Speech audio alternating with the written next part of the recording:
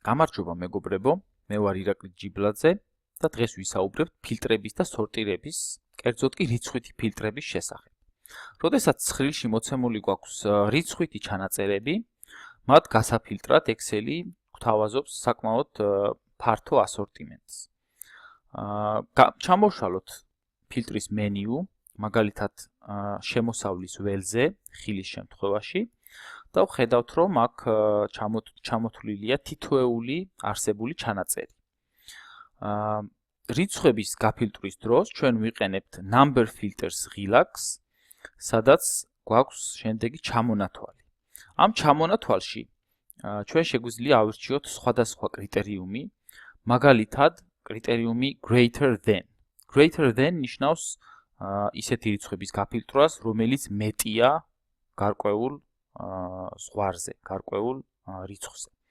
თუ ავირჩევთ ამ ვარიანტს, გამოვა პატარა ფანჯარა და ამ ფანჯარაში ჩვენ უნდა მივუთითოთ, რაზე მეტი უნდა იყოს ჩვენს მიერ გაფილტრული ჩანაწერები.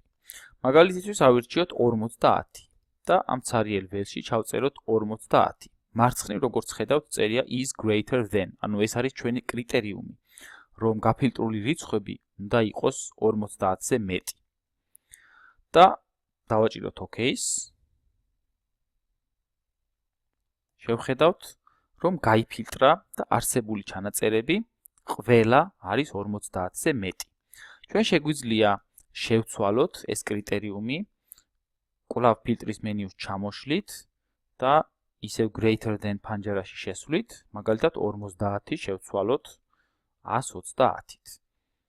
დავაჭიროთ OK-ს, ამ შემთხვევაში უკვე გაიფილტრა 130-ზე მეტი ჩანაწერები. მნიშვნელობის მქონე ჩანაწერები.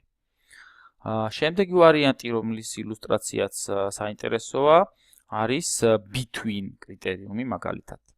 Between კრიტერიუმი გულისხმობს, რომ გაიფილტრება ყველა ის ჩანაწერი, ყველა ის რიცხვი, რომელიც მოთავსებულია ორ სხვადასხვა მაჩვენებელს შორის. ანუ პირველ შემთხვევაში greater than or equal to, ანუ მეტია ან ტოლია რაიმე რიცხვზე, მაგალითად 80-ზე და ნაკლებია ან ტოლია რაიმე რიცხვზე, მაგალითად 90-ზე. და გავფილტროთ ამ ორი კრიტერიუმით უკვე. ხედავთ, რომ გამოგვიჩინა 80 და 90 შორის მოთავსებული ყველა ჩანაწერი. და კიდევ ერთი საინტერესო რიცხვითი ფილტრი, რომელიც ჩვენ გვაქვს და მინდა აღვნიშნო, ეს არის top 10, თუმცა არ გულისხმობს აუცილებლად top, ანუ ყველაზე მაღალ 10 ჩანაწერს, არამედ ჩვენ შეგვიძლია მის პარამეტრებით შევცვალოთ.